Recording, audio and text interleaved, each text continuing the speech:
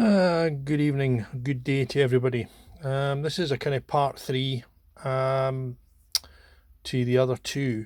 The other two was just showing you how to assemble this. As I say, there was a lot of stuff in foreign language, but not a lot in English. Well, I've purchased the case from a site in China, which was around about 20 UK pounds. And I've assembled it, and I've put one of my ATUs inside, and just connected it all up. You can get them with various different connectors. These are the BNC ones. I couldn't find 259 type on the site, so they were the next best thing. So opened the packet up, and it was full of nuts and bolts and various bits and bobs, and little plastic squares. They look like kind of spacers. And after a bit of thinking, I couldn't find it on the internet. I discovered that they're actually for sliding. That's some there. I'll just point them to you with the screwdriver. Yeah, that's them there. And they slide into the groove here and provide, because it's too small for the actual box, the actual board. So you get these, you get 4 of these and some nuts and bolts. There's one here and one there, one there and one there. The way to get that in is just to kind of have them loose. Don't have them too tight. It slides in a lot easier when they're loose, and then just nip it up when you get it in. The 2 wires at the bottom here, the brown wire and the white wire, come from 2 connections, B1 and B2. B1 is the auto button, and B2 is the bypass button. The tune button comes from the 2. Well, you maybe just see them through the wires here. If I can make a bit of space. These 2 positions down there, and basically they're just grounded through the switch.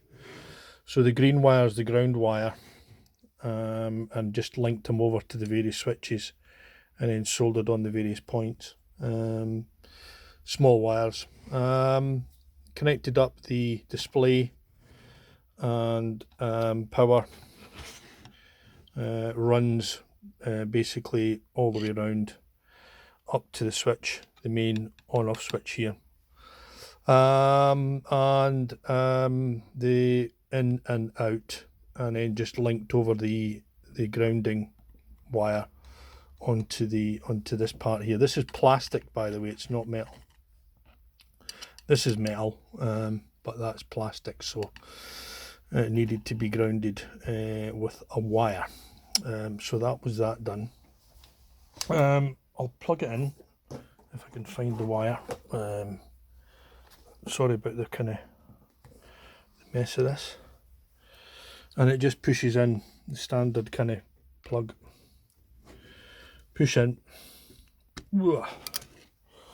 And then we switch on. And there's a little second or two, and then the board fires up. Now, I've not done any tests on this yet. I thought I'd just kind of throw this together just to straighten out a few things. I'll find a link to the site. It's a Chinese site. As I say, it was quite reasonable. It was only £20, and it only took about 6 days to come, actually, so I was really surprised at that. I might actually get another one for this one too. This one has less windings on it, on the binocular transformer at the back, for a low power, a lower power kind of SWR setup. So yeah, so hopefully that'll be okay for people. As I say, and that just clips on top, and the various bolts bolt it all together, and it's actually quite nice.